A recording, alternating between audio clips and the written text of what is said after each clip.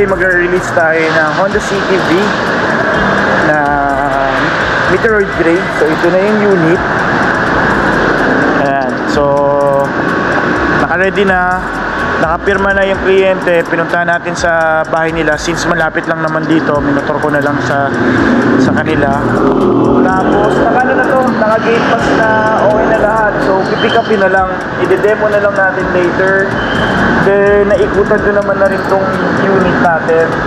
So far wala naman tayong nakitang any damages dito para mag-cause ng delay sa releases natin. So yan, nandito na rin yung mga accessories. Nakakabit na yung tint. Hindi ko tinanggal yung mga ito, mga plastic. Yan. So okay naman, so far okay naman. Wala naman tayong naging na dito. So mabilis lang yung transaction kasi PO lang naman to, good as cash naman, parang ganun, parang cash transaction lang siya. Hindi siya katulad ng mga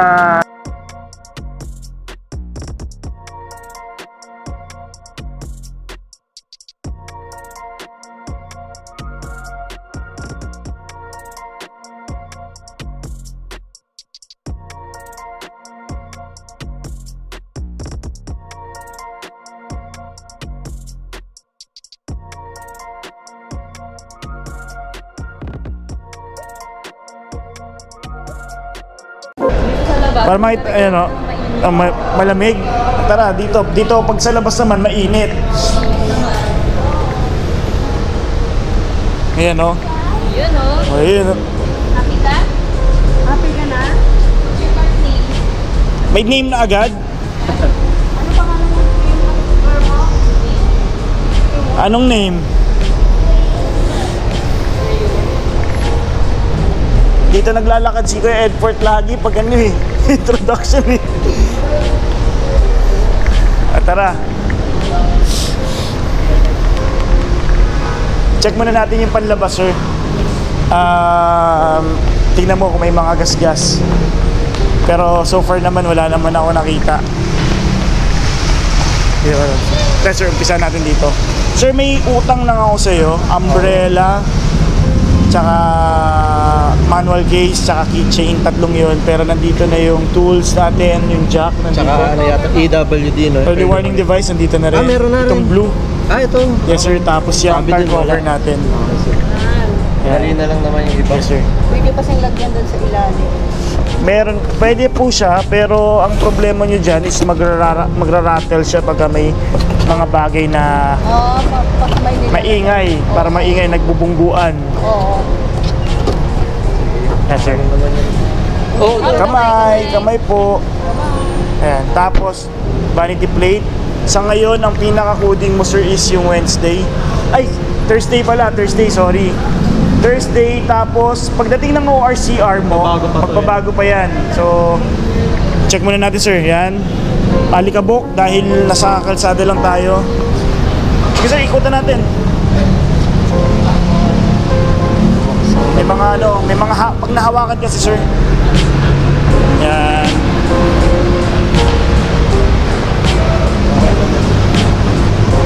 Ito sir, may konting adhesive lang ha. Ito.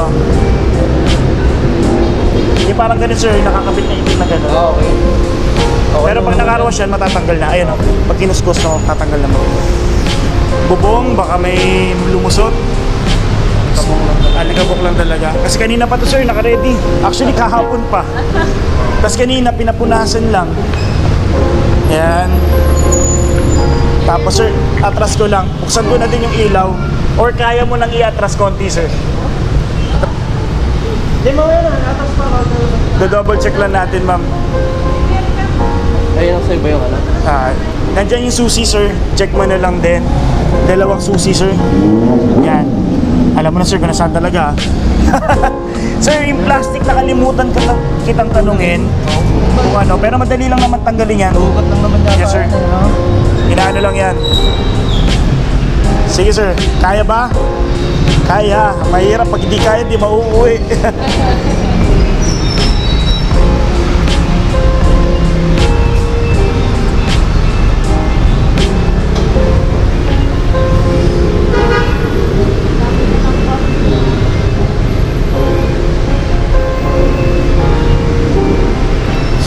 Sige sir.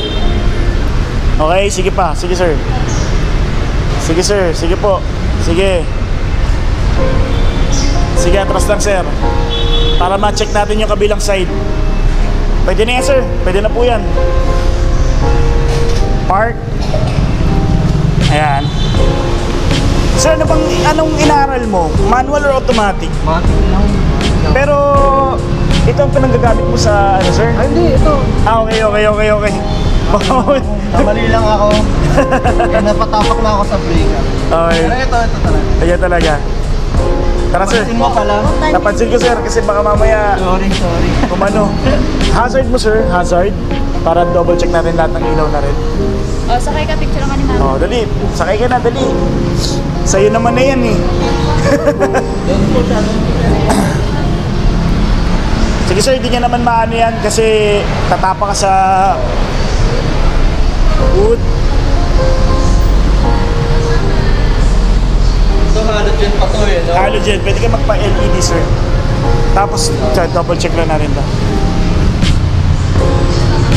Ayan, sige. Ikot tayo. Ito sir, lalagyan na ng hook. Itong part na to, natatanggal yun. Ayan o, pag konting hawak lang, hangin lang na ano na yung... Wala sir yung magagawa, yun talaga. Next mo sir project dito, ano talaga? Kung kaya mo agad-agad na ipa-ceramic dito. Oo nga, Ay, yung ceramic na coating, no? yes sir. Yun nga, actually, hear ko kay Sarah. Hear ko kay Sarah, sabi ko. Mamaya pag-uwi. Oo, kasi Para easy to maintain na, no? sobrang dali nun, tsaka may protection siya. Once na pag nasa open area tayo, then para siya naka-wax lagi. Yun yung kinaganda. Ay, top. So yan, okay naman siya sir. Tapos yan, 16 inches mags, chrome handles, smart entry po. So ibig sabihin nun sir, nasa yung susi, hawakan mo lang yan, mag-unlock na lahat. So mag-work yan sa dalawang pinto, which is yung front lang natin, driver side and passenger side. Tapos dito, nag-work din yung smart entry natin or yung keyless natin sir. Pipindutin mo lang dito. Hop. Sir, tapakan to. Check mo lang sir. Ang iilaw dyan sir ito, may ano lang ma'am, bawal pa kasing punasan kasi kakakapit na ng tint. Pero once na matuyo siya within 3 days, pwede mo pag pina-car wash nyo, pupunasan lang po yan. Kumbaga, yung pandikit kasi niyan, ni-spray ng tubig. Kaya, ganyan na. Pero, nasa loob yan sir, tubig lang yan na may alikabok. Then, ang iilaw dyan sir ito, yung dalawang side pati ito. Tapos check mo na rin sir yung reverse light. Pareho.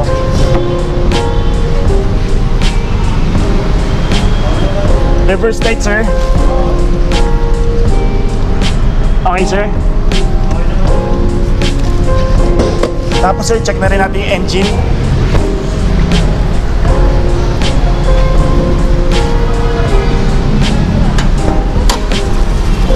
Or gusto mong try sir buksan? Hindi ka magbukas. Pop, kamay ulit. Walang pampalit yan. Bakit dito yun, no? Yan. Pag ganun sir. Yan. Tapos dito sir yung... Yan. Ganun mo. Dito sir sa may rubber. Tawa ka dito para hindi mainit. Yan. Yan. Yan. Yan. So ang i-double check mo lang lagi dyan sir ito. Yung sa preno mo. Tapos dito sa coolant. Dito sir makikita mo yung level dito. Sir. Yung pinaka nasa gitna. Nag-wet yan yung pinaka maximum. So hindi yan Sa baba? pupunuin sir ha. Hindi yan pupunuin. Ito ba? Tama ba? Yes sir, yan. Sa bandang gitna sir. Okay, yan Yan yung maximum, Ah, tapos yun yung minimum sa baba. Okay. So in between lang naman sir, kahit saan dyan, wag mo lang pupunuin, wag lang din magbababa dun sa minimum natin. Itong coolant, no? Coolant yan sir. Tapos dito sir, kahit ano naman, kasi washer naman yan dito sa may wiper natin. Tapos yung battery natin, na-explain naman, 1 year warranty. Tapos yung pinaka-kotse natin is 3 years for 100,000 kilometers, whichever comes first. Tatandaan nyo lang lagi sir, first 1,000 yung una mong maintenance, first 1,000 or first month, which is, ano ba ngayon? 16. So, mga April 16, pinaka ano mo dyan, or kung kunyari, nag 1,000 ka na, wala pang 16, papasok nyo na rin po dito yan. Then next is every 10,000 or every 6 months. Yung 10,000 na yun, hindi nyo talaga ma-achieve yung ganang kataas na maintenance sa maintenance, sir.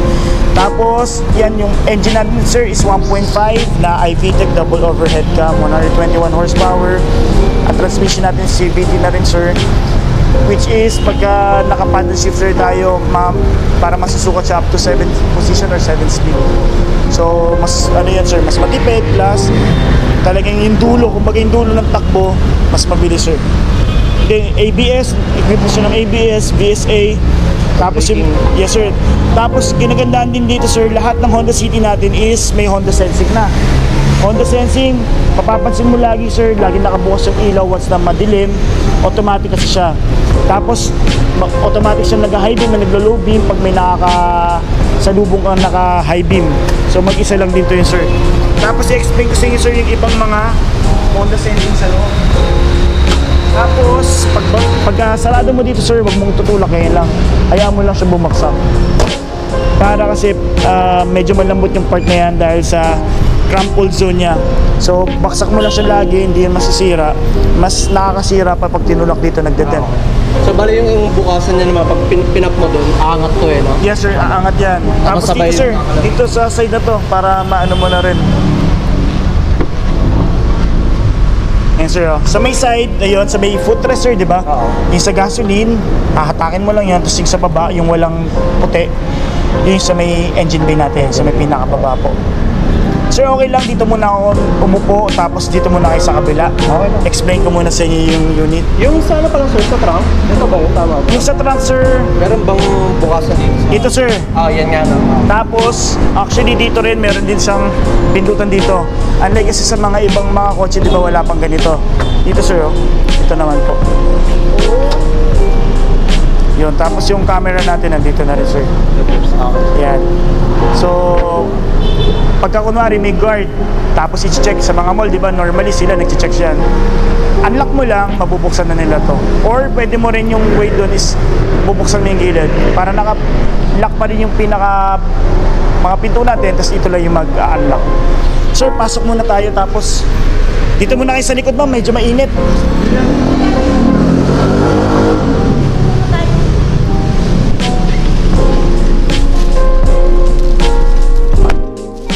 Unang sakay. Uy. dito man may aircon, yan.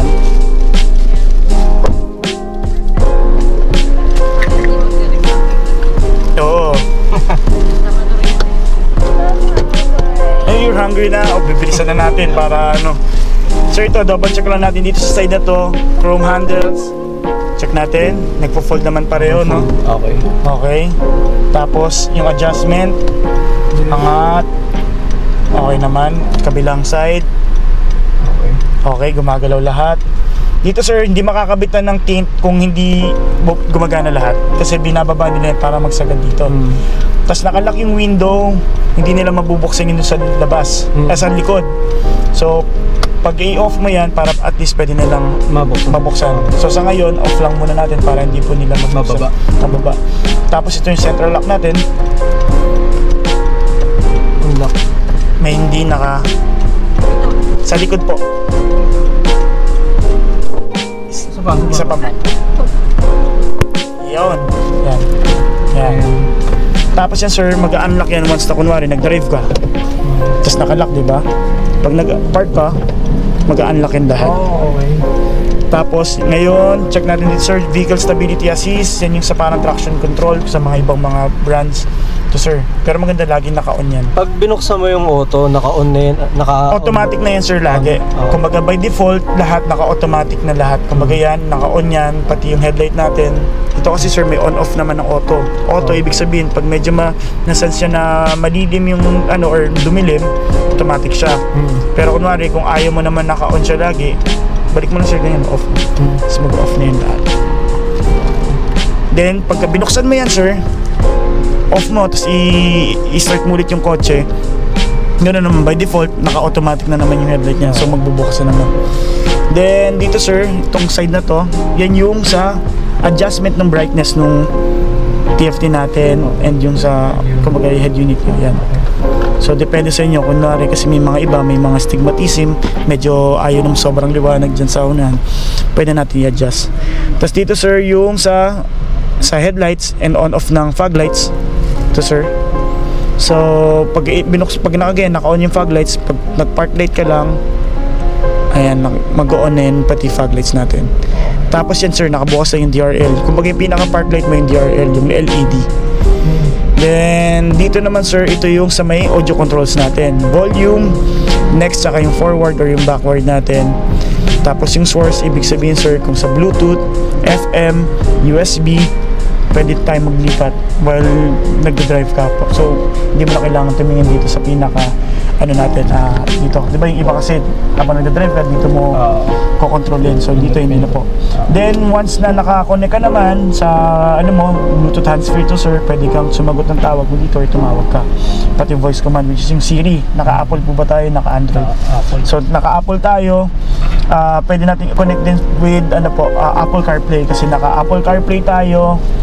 Sa Bluetooth, naka-wireless na yan. Tapos yung kung may Android naman, Android Auto naman yung tawag. So, gusto mo sir i-connect? Bluetooth sir, hanapin mo si Honda. Add phone, si Honda lang.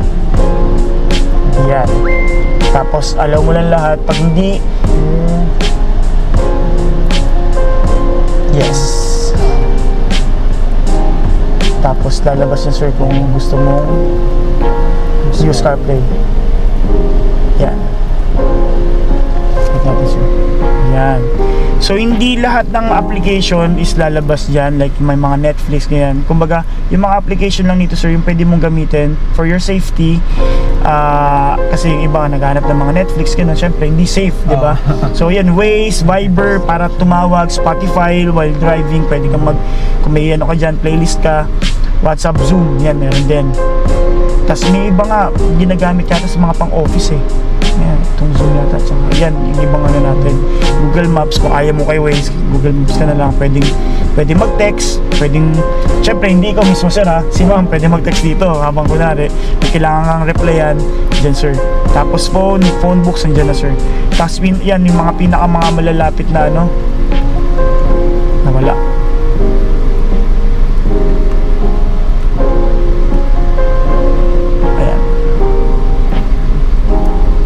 Yan, tapos di pala back home pala yun. Kasi yan dito, yan lang naman sir. Kumbaga, yan lang yung mga mahahalagang gagamitin natin sa sa phone natin. Tapos ano pa bang natin? Dito naman sir, yan yung sa USB if ever kasi wala siyang CD. So dito na yan. Tapos pag nagpakabit tayo ng dashcam dito, may kinukuha yung pinaka-power niya. Tapos dito naman sir, balik tayo dito sir, naka-leather yung natin, steering wheels natin. Tapos itong side na to sir, yung sa Honda Sensing yan.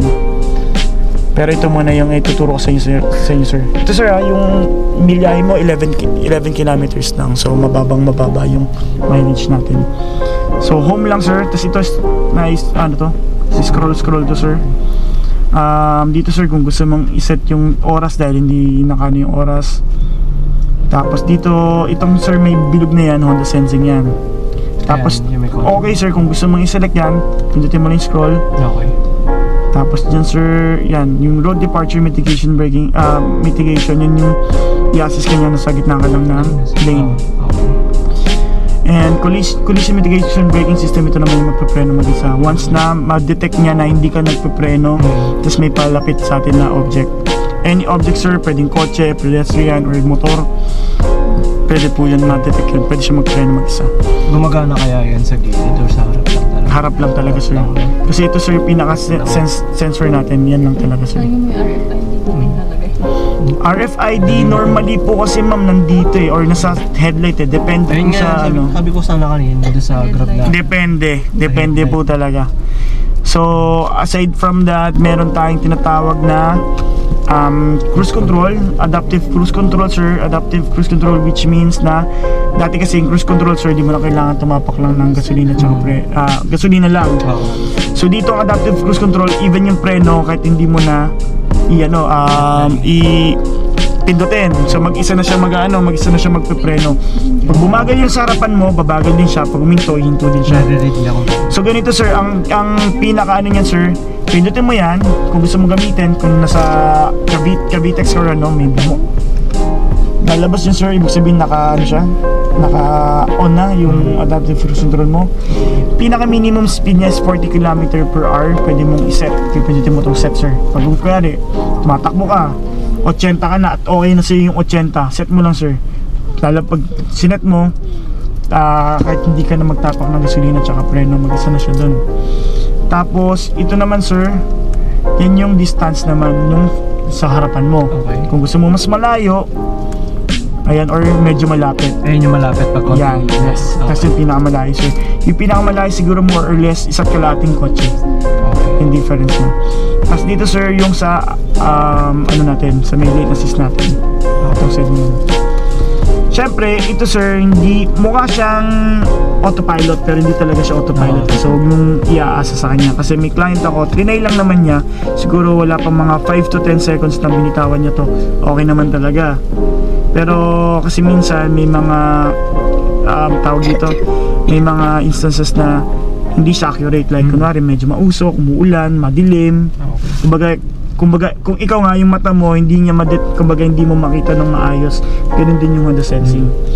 Tapos yun sir, pag binitawan mo kasi siya, magva-vibrate siya, tapos mag-warning siya doon na parang ibalik, parang hawakan mo yung steering wheel natin.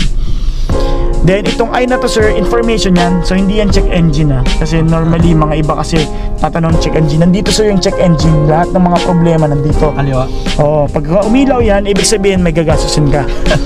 Hindi, tayo, kailangan natin mag-withdraw. Ganyan, itong mga part na yan. Pero yung mga nandito naman yan, mga ilaw, yan, wala yan. Ito, information lang po yan. Tapos yung pulang umiilaw naman dyan is yung immobilizer niya or nag-on yung yung tawag dito, force entry niya, yung parang alarm niya din, parang built-in alarm ng kotse. Tapos dito naman sir, sa may side naman na to, ayan, ito leather din yan, leather din to. Tapos dito sir, pag kunwari for example, nasa open area ka, sobrang init, tapos sobrang init dito, aalis ka na, max cool mo lang yan sir. Kumbaga pabibilisin niya lang na lumamig yung kotse mo. Tapos ngayon, pagka okay ka na, pindutin mo lang yan, tapos yung pinaka-settings mo, babalik na sir. Auto sir, kumbaga auto climate yan sir, bahala na yung kotse na mag-decide kung gaano kalamig yung gusto niya. Pero syempre, ayan, balik lang natin ganyan. Tapos sir, pagkaliwa, palamig, pakanan, painit sir. Pero hindi siya heater talaga. Up to more or less na sa lang siya, 20, yan o, yan, 31, hindi naman sobrang init yan. Parang maligam-gam lang yan. Ayan, pang Baguio mo lang. Tapos, pinaka niya is 18. Parang normally yung mga, diba? Sa bagay yung aircon kasi talaga sa bahay, 16 eh. Pero 18 na yan, masyadong malamig na yan. Front sir, kung gusto mo dyan, yung vent natin. Rear defogger, yung linya dun sa likod, pag nag-moist, pindutin. Pero, make sure na lagi naka-off siya sir pag di kailangan kasi nakakabasag ng salamin yan. Lalo na sir pagka yung init niya plus yung init ng tanghali, mababasag po kahit tempered yung natin. Tapos dito sir yung positioning ng vent natin, yung air circulator natin, yan yung gusto mong maamoy yung labas. Pero ang downside nun is yung filter natin dito sa loob, mas mabilis siyang dumumi. Yes sir. AC, yan yung on-off. Kunwari nasa Baguio ka, gusto mo lang i-off yung lamig pero may fan ka. Yan lang yung purpose niya. Tapos, yan, on mo lang lagi. May mga ibang nagtatanong sa akin, even sa vlog, ba't di daw malamig? Either dito yan, di nila naset dito ng mas malamig, or may kliyente ako, nagtataka ba't hindi lumalamig, naka-off pala to. Okay. Kasi pagkala nila, once na i-on mo yan lahat, automatic on na. So yan yung on, may on-off pa rin yung AC natin. Tapos dito sir is yung vent natin, kung gaano kalakas. Then, kung medyo traditional ka, gusto mong i-off lahat ng accessories before i-off yung kotse, off mo lang yan. Okay. Dito yung on-off, sir.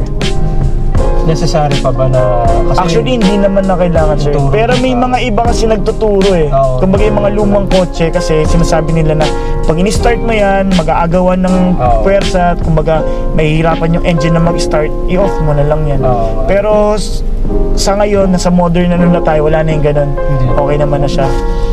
Then dito sir yan, mga USB, yan sa phone. Kung hindi kung hindi siya supported ng Apple CarPlay and yung sa auto Android natin, pero syempre ano na yan.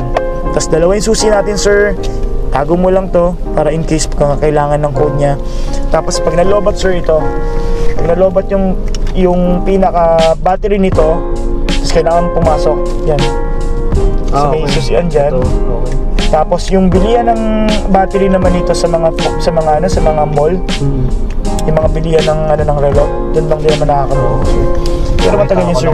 Ang sign yan, pag lobat yan, number 1, pag ina-unlock mo, kunwari masyadong malayo kung sa kabila ka at na-unlock mo siya, malakas pa yung battery. Pero pag nandun ka, tapos yung normally na hindi na siya nag-iilaw, hindi na siya naglalak or ano na, kailangan mo pang lumapit yun, medyo mahina na yun. Tapos may nagsasign dito, sir, ng susi. So ibig sabihin hindi nga na-detect Yung susi? yung susi. Okay, So kailangan mo ng papalitan. Normally ba mga gano'ng katagal? Tagal yun, sir, minsan more than 3 years pa. Oo. Matagal pa. Tapos ito, sir, may aircon button tayo kung gusto mo mas matipid. Pero ito, sir, na-advise ko mas maganda kung sa traffic. Kasi pag mga highway, pigil kasi yung takbo. Mapapansin mo yan, sir, kaya lagi ko naman na-explain. Takbo, pati aircon kasi kinokontrol niya. So pansinin mo, sir, maghihina yung aircon.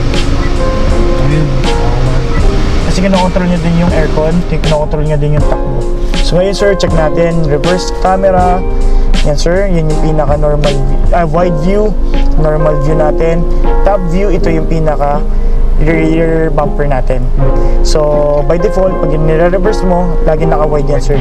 Nakita mo lahat, kita mo dyan.